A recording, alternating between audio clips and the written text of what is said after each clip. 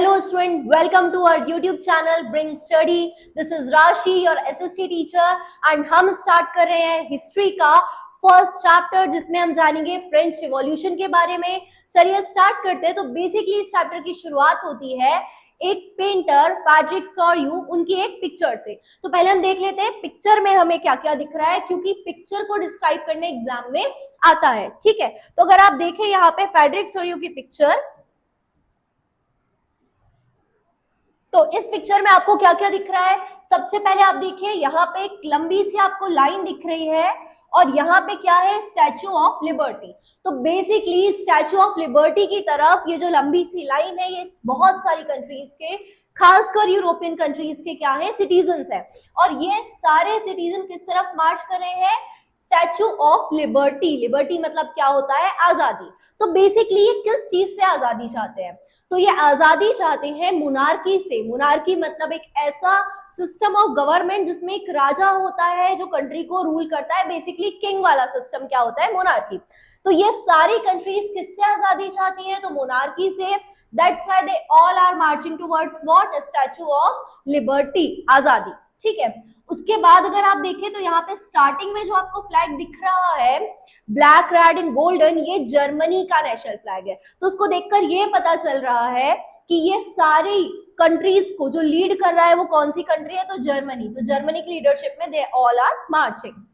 उसके बाद अगर आप देखें तो यहाँ पे जमीन में कुछ ब्रोकन क्राउन्स, कुछ ब्रोकन फ्रेम्स पड़े हुए हैं। क्राउन्स मतलब एक क्राउन जो सर पे पहना जाता है राजा के थ्रू, वो क्या दिखाता है, मोनार्की को। तो बेसिकली यहाँ पे पड़े हुए क्राउन्स, टूटे हुए क्राउन्स ये बताते हैं कि अब वो आजाद हो चुके हैं मोनार्की से, मतलब कि राजा वाले सिस्टम से। उसके बाद अगर हम और देखें तो यहाँ पे देखिए जीसस क्राइस्ट है जो ब्लेसिंग शावर कर रहे हैं, और जीसस क्राइस्ट के अलावा उनके बहुत सारे सेंट्स एंड एंजल्स हैं जो इस इमेज से, कौन सी इमेज, जिसमें सब आजादी की तरफ जा रहे हैं, उस इमेज से खुश हैं और अपनी ब्लेसिंग्स वो सब लोगों पर शावर कर रहे हैं। तो ये थी पूरी फ्रेडरिक सॉर्यू की पिक्चर। इसी पिक्चर को क्या बोला जाता है, यूटोपियन विजन। ठीक है, तो एग्जाम में क्वेश्चन आता है यूटोपियन विजन क्या है। तो बेसिकली एक ऐसी सोसाइटी है जो किसके इमेजिनेशन में है, फ्रेडरिक सॉर्यू के, जो रियल में तो एग्जिस्ट नहीं करती, बस फ्रेडरिक सॉर्यू के इमेजिनेशन में चल रही है, जहां पर वो चाहते हैं कि सारी कंट्रीज किस तरफ जाएं, तो आजादी की तरफ जाएं और मोनार्की से पूरी तरह से फ्री हो जाएं। उसके अलावा ये जो पेंटिंग है वो कब की है, तो ये 1848 की है। ये सिर्फ एक पेंटिंग नहीं है, ये सीरीज ऑफ 4 पिक्चर्स उन्होंने बनाई थी फ्रेडरिक सॉर्यू ने। ठीक है, 4 पिक्चर्स की एक सीरीज बनाई थी। तो आपको इसमें क्या याद रखना है, तो यूटोपियन विजन जो एक आइडियलिस्टिक सोसाइटी है which does not exist in what, real. कब की है ये, 1848 की है। जो फ्रेडरिक सॉर्यू थे वो कौन थे, तो वो एक फ्रेंच आर्टिस्ट थे, फ्रांस को वो बिलोंग करते थे और उन्होंने अपनी इमेजिनेशन को बताया हुआ है। अगेन हमने इसमें वही सारी चीजें लिखी हैं जो पिक्चर में दिख रही हैं, तो आपको ज्यादा याद करने की जरूरत नहीं। अगर आप पिक्चर ध्यान से देखेंगे तो आपका ये 4 mark 5 mark answer already prepare हो जाएगा। इसमें क्या है, people are marching towards statue of liberty. Leader कौन है इसका, तो Germany. As I told you कि जर्मन फ्लैग ही आगे है। उसके बाद from above Christ, saints and angels, ये सारे क्या कर रहे हैं, ब्लेसिंग शावर कर रहे हैं। एंड इट स्टैंड्स फॉर, जो यहाँ पे स्टैचू ऑफ लिबर्टी है, इसके इनके एक हाथ में क्या है, तो इनके एक हाथ में चार्टर ऑफ राइट है। चार्टर ऑफ राइट मतलब एक रूल बुक जो कि सारे सिटीजन्स को फॉलो करनी चाहिए। उसके अलावा इनके दूसरे हाथ में क्या है, torch of enlightenment, as you can see torch of enlightenment. और एक हाथ में क्या है, चार्टर ऑफ रूल्स, मतलब चार्टर ऑफ राइट्स कि क्या क्या सिटीजन के राइट होने चाहिए। टॉर्च ऑफ एनलाइटमेंट ये बता रहा है कि सत्य की तरफ, सच की तरफ या आजादी की तरफ जाने के लिए ये सारी कंट्रीज क्या है, आगे बढ़ चुकी है। ठीक है, तो आपको ये दोनों याद रखना है, एक हाथ में चार्टर ऑफ राइट और एक में टॉर्च ऑफ एनलाइटमेंट। ओके, चलिए अब अगर हम देखें तो क्योंकि यूटोपियन विजन से आपको ये तो पता चल रहा है कि कंट्री में मोनार्की है, मतलब कि राजा वाला सिस्टम है। और हमेशा किसी भी कंट्री की आप हिस्ट्री उठाकर देख लीजिए, जहां पर भी डेमोक्रेसी आई है या मोनार्की हटी है, कहीं ना कहीं हर उस कंट्री में रिवॉल्यूशन हुए हैं। क्योंकि मोनार्की से डायरेक्टली तो एकदम से सिटीजनशिप नहीं आ सकती, या हम कह सकते हैं कि मोनार्की से डायरेक्टली तो आपका डेमोक्रेसी नहीं आ सकता ना कभी कुछ ना कुछ इवेंट तो जरूर हुआ होगा। And in most of the cases वो इवेंट रिवॉल्यूशंस के थ्रू ही होते हैं और रिवॉल्यूशनरीज ही करते हैं। तो यहाँ पे भी क्या था कि सबको आजादी चाहिए थी अपने किस सिस्टम से, मोनार्की से। तो यहाँ पे भी काफी सारे रिवॉल्यूशनरीज थे। उसके बाद उन रिवॉल्यूशनरीज के फाइट के बाद कंट्री में फाइनली क्या आई, डेमोक्रेसी आई। ठीक है, जैसे अगर आप इंडिया का एग्जांपल देख ले तो इंडिया में भी पहले मोनार्की थी, फिर उसके बाद ब्रिटिशर्स आए, और फिर जब ब्रिटिशर्स की अगेन हमने फाइट की उसके बाद फाइनली जाके हमें हमारा कॉन्स्टिट्यूशन और हमारी डेमोक्रेसी मिली है। तो ऐसे आप मोस्ट ऑफ द केसेस अगर आप वर्ल्ड में देख ले तो ये सेम केस एप्लीकेबल होगा। तो यहाँ पे भी आप देखेंगे बहुत सारे रिवॉल्यूशनरीज हैं। अब क्योंकि रिवॉल्यूशनरीज है तो वो यही चाहेंगे कि उनका जो रिवॉल्यूशन है वो नेशन वाइड हो, मतलब नेशन का हर एक पर्सन उस रिवॉल्यूशन में क्या हो, इन्वॉल्व हो। अच्छा, अब इन्वॉल्व कैसे होगा, तो सबसे पहले उनको क्या करना पड़ेगा, सारे लोगों को जोड़कर रखना पड़ेगा, सबको एक करना पड़ेगा। तो उन्होंने सारी कंट्री को एक करने के लिए क्या काम किए थे, ये एग्जाम में क्वेश्चन भी आता है कि write the work done by the revolutionaries to promote the sense of collective identity in the revolution. ठीक है, तो उन्होंने क्या क्या काम किए थे कलेक्टिव आइडेंटिटी को प्रमोट करने के लिए। तो उन्होंने सबसे पहले क्या बोला था, ला पात्रे। ला पात्रे मीन्स क्या होता है, फादरलैंड। जैसे इंडिया को हम बोलते हैं ना भारत माता, तो इंडिया क्या है, एक मदरलैंड है। तो ऐसे उन्होंने क्या बोला था, ला पात्रे मीन्स फादरलैंड, मतलब जो सारी की सारी कंट्री है वो एक ही पेरेंट को बिलोंग करती है, मतलब सारे जो लोग हैं वो यूनाइटेड है। दूसरा उन्होंने क्या बोला था, ले सिटोयन। ले सिटोयन मीन्स द सिटीजन, मतलब we all are the common citizen of a fatherland. ठीक है, उसके अलावा उन्होंने क्या बनाया था, नया फ्रेंच फ्लैग बनाया था, क्योंकि पूरे फ्रांस में अलग अलग छोटे छोटे किंगडम्स हुआ करते थे, इस वजह से यूनिटी नहीं हो पा रही थी, हर तरह के लोग अपने अपने एरिया को बड़ा मानते थे। तो इस वजह से उन्होंने क्या किया, एक पूरे फ्रांस का एक नया फ्रेंच फ्लैग बनाया, जो क्या था, ट्राई कलर, मतलब उनके फ्लैग में भी 3 कलर हुआ करते थे। ठीक है, उसके बाद अ न्यू नेशनल एंथम, मतलब एक नया नेशनल एंथम गाया गया, किसके लिए, पूरी कंट्री के लिए, जिससे लोग सुने और यूनाइट हो सके। उसके बाद state generals, they were elected by active citizens. अब यहाँ पर एक्टिव सिटीजन्स क्या होते हैं वो इसी वीडियो में हम आगे देखेंगे ये कौन थे। पर फाइनली इन्होंने क्या बोला कि अब राजा की मर्जी के हिसाब से काम नहीं चलेगा। अब क्या होगा, जो स्टेट जनरल होंगे उसको इलेक्ट किया जाएगा, और इलेक्ट भी कौन करेंगे, कंट्री के एक्टिव सिटीजन्स। अब इलेक्शन वाला बात यहाँ पे थोड़ी सी आपको सामने देखने को मिल सकती है। उसके अलावा न्यू ओथ्स वर टेकन, मतलब नई नई शपथें ली गई कंट्री को यूनाइट करने के लिए, नए नए हिम्स गाए गए, और जो मार्टियर्स थे, जो शहीद हुए थे पिछले रिवॉल्यूशंस में, उन सबको याद किया गया रिवॉल्यूशनरीज के थ्रू, सो दैट लोगों को पता चल सके कि इतनी ज्यादा यूनिटी प्रमोट करना क्यों जरूरी है, हमारे लिए कितने सारे लोगों ने जाने दी हैं, वो सब लोगों को पता चल सके और उसकी रिस्पेक्ट कर सके, इसलिए ये सारे काम किए गए थे। उसके अलावा new weight system and measurement system was adopted, मतलब उस समय क्या था, क्योंकि अलग अलग किंगडम्स में पूरी कंट्री डिवाइडेड थी, तो हर किंगडम में अपना अलग वेट सिस्टम चलता था, मेजरमेंट सिस्टम चलता था, फुट स्पैन, हैंड स्पैन, कहीं 1 किलो का मतलब कुछ और हो रहा है, कहीं पे कुछ और हो रहा है। तो इस वजह से क्या था, नए नए वेट और मेजरमेंट सिस्टम ना हो, इसलिए कॉमन वेट और मेजरमेंट सिस्टम पूरी कंट्री में इंपोज कर दिया गया, सो दैट लोगों को यूनाइटेड फील हो सके, एक फील हो सके। गिल्ड रिस्ट्रिक्शंस वर रिमूव्ड, मतलब जो ऐसे रिस्ट्रिक्शंस थे जो जरूरी नहीं थे, उन सारे रिस्ट्रिक्शंस को, उन सारी चीजों को हटा दिया गया कंट्री के अंदर से। Centralised administrative system and uniform laws है ये। ठीक है, तो एक ऐसा सेंट्रलाइज एडमिनिस्ट्रेटिव सिस्टम लाया गया जो पूरी कंट्री के लिए काम करेगा। एडमिनिस्ट्रेटिव सिस्टम मतलब कि एक ऐसा सिस्टम जो रूल्स बनाता है, तो प्रॉपर एक एडमिनिस्ट्रेटिव सिस्टम लाया गया कंट्री के लिए, और यूनिफॉर्म लॉज मतलब पूरी कंट्री के लिए, हर एक जगह के लिए एक जैसे कॉमन लॉज लाए गए। तो ये सारा था जो काम था, ये क्या था, work done by the revolutionaries to promote the sense of collective identity. ये आपका कितने मार्क्स का है, तो ये आपका 5 मार्क आंसर है। आपको एटलीस्ट 5 पॉइंट अच्छे से याद रखने हैं, और आपको हर एक पॉइंट कम से कम 2 से 3 लाइन में पूरा डिस्क्राइब करके लिखना है। ठीक है, चलिए आगे बढ़ते हैं। अब जो हमारा नेक्स्ट टॉपिक है ये क्या है, नेपोलियन कोड ऑफ 1804। तो क्या हुआ था, जब फ्रेंच रिवॉल्यूशनरीज ने बहुत सारे रिवॉल्यूशंस किए थे, तो रिवॉल्यूशन के लिए वो अलग अलग ग्रुप्स बनाते थे, उन ग्रुप्स को वो क्या बोलते थे, क्लब्स। इन्हीं क्लब्स में से एक फेमस क्लब था जिसका नाम था जैकोबियन क्लब। ठीक है, ये काफी फेमस रहा है, आप आगे जाके इसके बारे में इसी चैप्टर में और पढ़ेंगे कि इसने एक बहुत मेजर चेंज किया था, ठीक है। तो इसी तरह से क्या थे, बहुत सारे क्लब्स बनाए गए। उसके बाद क्योंकि कंट्री में इतने रिवॉल्यूशंस हो रहे थे, तो कंट्री को इसी दौरान एक नया लीडर मिला जो कि एक आर्मी जनरल भी था, काफी स्ट्रॉन्ग आर्मी पर्सन था। कौन? Napoleon Bonaparte. तो अब नेपोलियन बोनापार्ट ने क्या किया, he was in the side of revolutionaries का वो साथ देते थे, और इसीलिए उन्होंने क्या किया, खुद को लीडर बना दिया। और कह सकते कि पूरी कंट्री के रिवॉल्यूशनरीज ने मिलकर जो मोनार्की को हटाना चाहते थे, उन्होंने नेपोलियन को अपना लीडर मान लिया।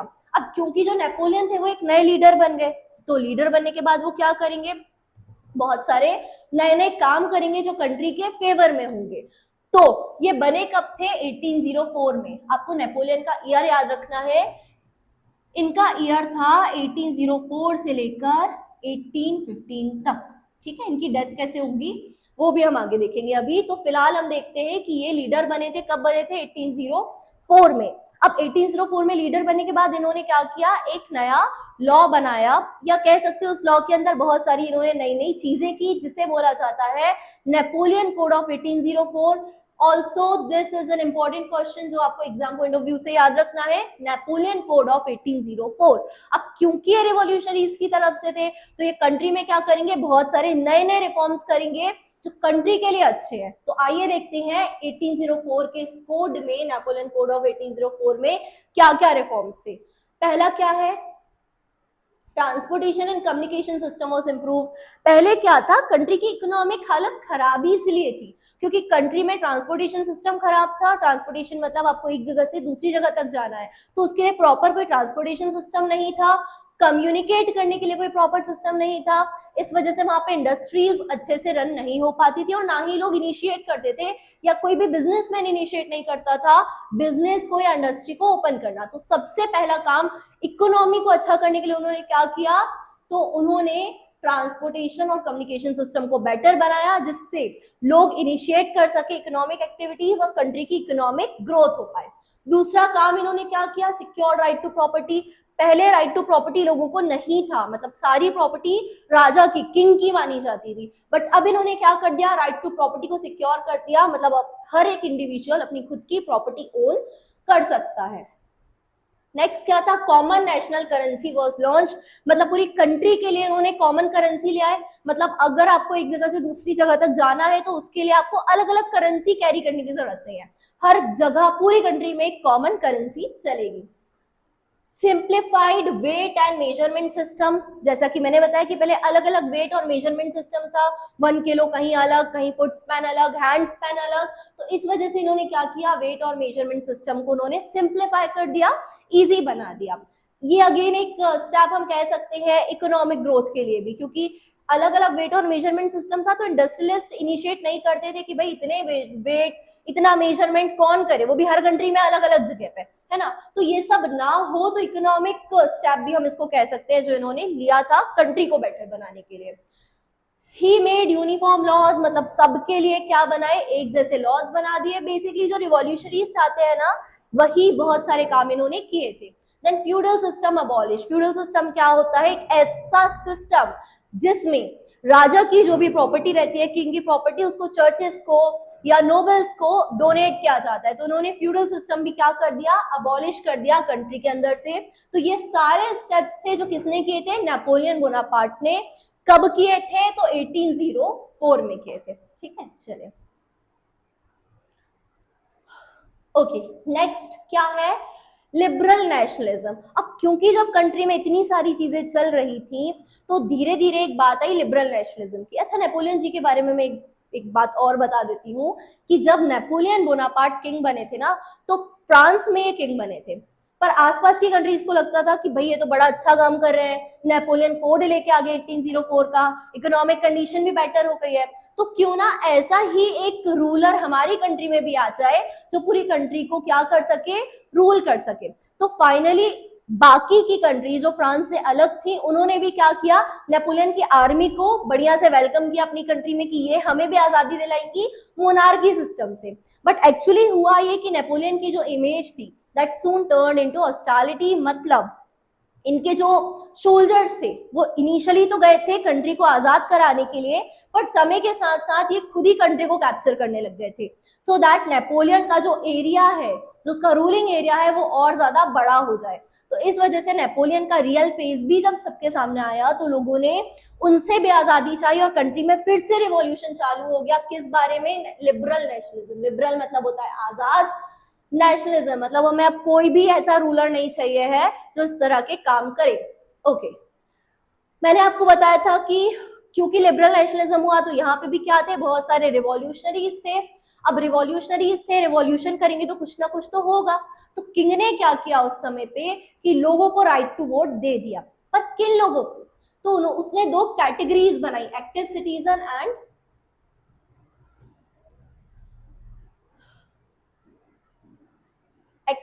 And passive citizen. ठीक है, तो एक्टिव सिटीजन किसको बोला गया? जो वोट कर सकते हैं। अब उस समय कौन वोट कर सकता था?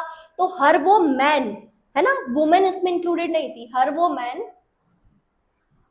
जिसकी एज 21 ईयर्स या उससे अबव हो, मतलब 25 ईयर्स या उससे अबव हो, या 25 साल या उससे ज्यादा बड़ा हो। उसके अलावा उसके पास क्या हो? प्रॉपर्टी हो। उसके अलावा वो क्या करता हो? टैक्स पे करता हो। टैक्स पे करता हो, पर वो भी कितना टैक्स?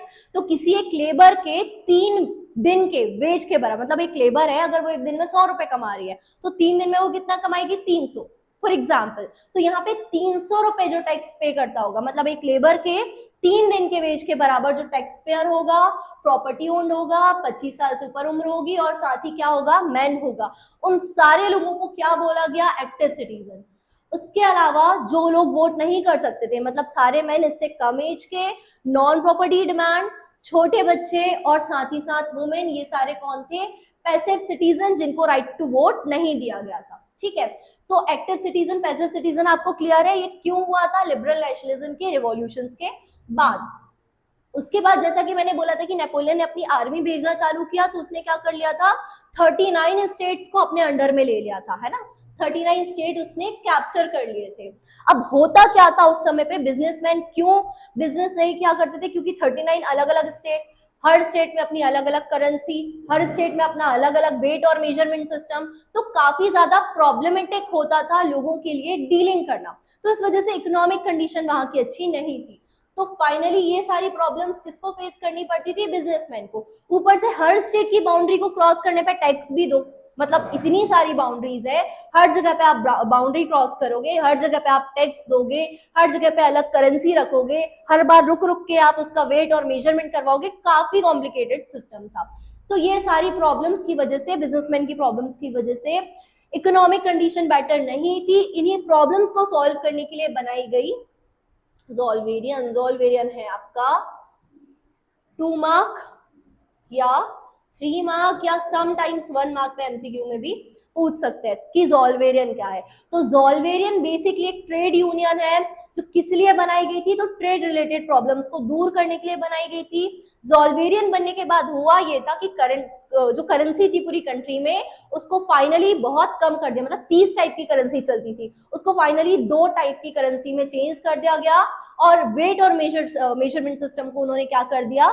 यूनिफाई कर दिया, एक जैसा बना दिया। तो ज़ोल्वेरियन ने क्या किए थे? ये सारे काम किए थे। अब क्योंकि सारे अच्छे अच्छे काम हो रहे हैं तो यहाँ पे कुछ लोग थे कंट्री के जो कहलाते थे कंजर्वेटिव्स।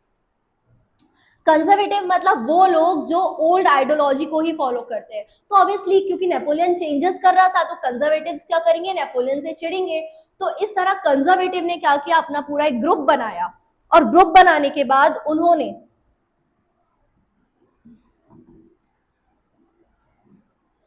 वाटरलू की लड़ाई में 1850 में, ठीक है, 1815 में वाटरलू की लड़ाई में उन्होंने क्या किया? पूरे कंजर्वेटिव्स का जो ग्रुप था उन्होंने मिलकर किसको मार दिया? नेपोलियन को मार दिया। और इसी के साथ नेपोलियन का जो एरा है वो क्या हो गया? पूरा खत्म। 1804 से लेकर 1815 तक इनका पूरा एक एरा था। ठीक है, चलिए। अब क्योंकि नेपोलियन को मारा, पर नेपोलियन की प्रॉपर्टी तो थी, आपने देखा था 39 स्टेट थे और उसके अलावा उसने फ्रांस को भी कंट्रोल कर रखा था। तो जब उन्होंने नेपोलियन को मार दिया तो उन्होंने क्या किया? उसकी जगह को अपने अपने अंडर में ले लिया। बेसिकली 4 कंट्रीज थी जिसका कोड क्या है? ब्रैप। ब्रैप इसका कोड है, ब्रैप मतलब हो जाएगा ब्राजील, रशिया, ऑस्ट्रिया, प्रूशिया। इन 4 कंट्रीज ने मिलकर क्या किया था, नेपोलियन को हराया था। तो फाइनली जब वियना कांग्रेस हुआ 1815 में, तो नेपोलियन के मरने के बाद, याद रखना है ना, नेपोलियन के मरने के बाद वियना कांग्रेस हुआ था उसकी जगह को बांटने के लिए। तो अगर आपको याद है कि नेपोलियन की डेथ 1815 में हुई थी, तो आपको वियना कांग्रेस का ईयर ऑटोमेटिकली याद हो जाएगा। ठीक है, किसने इसको होस्ट किया था, तो ऑस्ट्रिया का चांसलर था जिसका नाम था ड्यूक मेटरनिच। याद रखना है आपको, ड्यूक मेटरनिच ने इसको क्या किया था, होस्ट किया था। अब क्योंकि कंजर्वेटिव आ गए, नेपोलियन अब नहीं रहा, और कंजर्वेटिव कौन है, जो पुरानी आइडियोलॉजी को मानते हैं। पुरानी आइडियोलॉजी मतलब ये मोनार्कियल सिस्टम को मानते हैं। मोनार्की मतलब राजा, और राजा है तो उसकी कोई ना कोई डायनेस्टी भी होगी। तो यहाँ पे राजा की एक डायनेस्टी थी, कौन सी, बर्बन डायनेस्टी। तो बर्बन डायनेस्टी ने क्या किया, अपनी पावर को यहाँ पे रीगेन कर लिया, रीस्टोर कर लिया नेपोलियन के मरने के बाद। एंड फ्रांस लॉर्ड्स इट्स टेरिटरीज, मतलब फ्रांस की जो भी टेरिटरीज थी वो उसको सारी खोनी पड़ी। बर्बन डायनेस्टी ने उसके काफी सारे एरिया को क्या कर लिया, अक्वायर कर लिया। अक्वायर करने के बाद series of state were set up to prevent French expansion, क्योंकि अभी तो फ्रांस एक्सपैंड हो गया था, पर आगे कोई नेपोलियन जैसा ना आए और फ्रांस को बढ़ा ना पाए, इसलिए फ्रांस की बाउंड्री में चारों तरफ अलग अलग क्या बना दिए थे उन्होंने, स्टेट्स बना दिए थे, जिससे फ्रांस आगे चल के और ना फैल पाए। तो उन्होंने क्या किया, फोर्टिफाई कर दिया बेसिकली। तो सीरीज ऑफ स्टेट्स बना दी फ्रांस के चारों तरफ। उसके बाद Prussia, new territories on western front, और ऑस्ट्रिया। यहाँ पे देखिए प्रूशिया को क्या मिली थी, वेस्ट की टेरिटरीज मिली थी, क्योंकि प्रूशिया भी था ना इसमें, प्रूशिया भी कुछ ना कुछ पार्ट लेगा। तो इसने क्या किया, वेस्टर्न फ्रंट की कुछ ले ली। ऑस्ट्रिया को क्या मिला, नदर्न इटली और जिनेवा पार्लियामेंट मिला साउथ में। ठीक है, ये ऑस्ट्रिया है, इसको ये दोनों एरियाज मिले थे। जर्मन कन्फेडरेशन ऑफ 39 स्टेट, मतलब जो फ्रांस था उसको तो इन्होंने बांट लिया, पर 39 और स्टेट जो नेपोलियन ने कैप्चर किए थे, दे वर लेफ्ट अनटच्ड, मतलब उनको एज इट इज रखा गया, उसको किसी ने भी अक्वायर उस समय तक नहीं किया था। ठीक है, तो होप आपको कांग्रेस ऑफ वियना क्लियर होगा, ये ट्रीटी ऑफ वियना नाम से भी आता है। ठीक है, तो इन 4 कंट्रीज के बीच में रही, और ये सारी क्या है उसकी डिटेल्स है। चलिए, तो this was all about what, first and second part. ठीक है, मतलब हिस्ट्री के फर्स्ट चैप्टर में आपने देखा होगा काफी सारे पार्ट्स में डिस्ट्रीब्यूटेड है, जिसमें से हमने first part and second part के सारे इंपॉर्टेंट क्वेश्चन, सारी चीजें जो जो हुई थी उसको हमने एक शॉर्ट रिकैप में पढ़ लिया है। उसके अलावा जो क्वेश्चंस आते हैं वो भी हमने कवर कर लिए हैं। So stay tuned with us for the second part. Thank you for watching.